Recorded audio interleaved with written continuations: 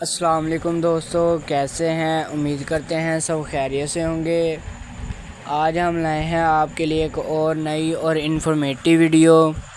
آج کی اس ویڈیو میں ہم بات کریں گے لپی گیٹ EZ ٹیبلٹ کے بارے میں۔ تو سب سے پہلے ہم بات کرتے ہیں اس کی فارمولیشن کی۔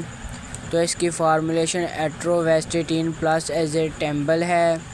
یہ گیٹس کمپنی کی پروڈکٹ ہے۔ تو ناظرین، اگر آپ ہمارے چینل پر نئے ہیں تو ہمارے چینل کو سبسکرائب کرنا، بیل آئیکن کو آن کرنا تاکہ ہماری آنے والی ویڈیوز کی انفارمیشن سب سے پہلے آپ تک پہنچ سکے۔ تو چلتے ہیں اپنی ویڈیو کی جانب۔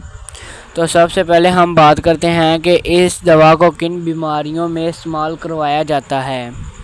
ان میں ایسے افراد جن کو کولیسٹرول لیول بڑھ جاتا ہو، اور اس کے علاوہ خون گاڑھا ہو جائے، اور اس کے ساتھ جسم میں چربی کی مقدار بہت زیادہ بڑھ جائے، جس وجہ سے ہمارے جسم میں خون کا بہاؤ میں مشکلیں پیدا ہوتی ہو، تو ان صورتحال میں ان معاملات کو ٹھیک کرنے کے لیے لپی گیٹ EZ ٹیبلٹ کا استعمال کروایا جاتا ہے۔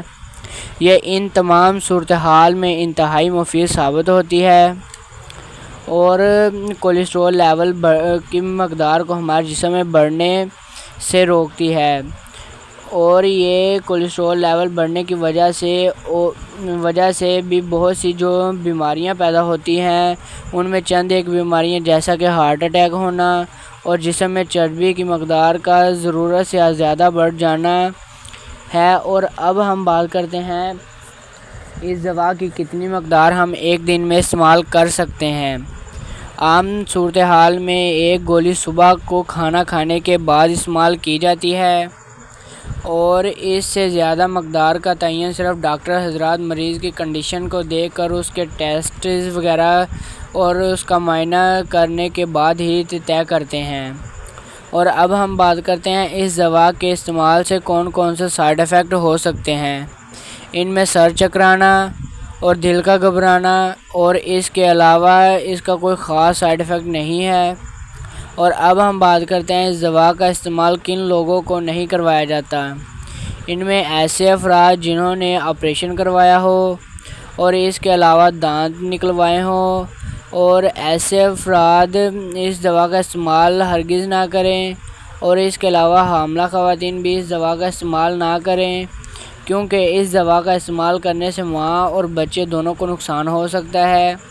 اور اس کے علاوہ اس دوا کو استعمال کرنے سے پہلے اپنے ڈاکٹر سے لازمی مشورہ کریں، اور اپنے ڈاکٹر سے رجوع کرنے کے بعد ہی اس دوا کا استعمال کریں۔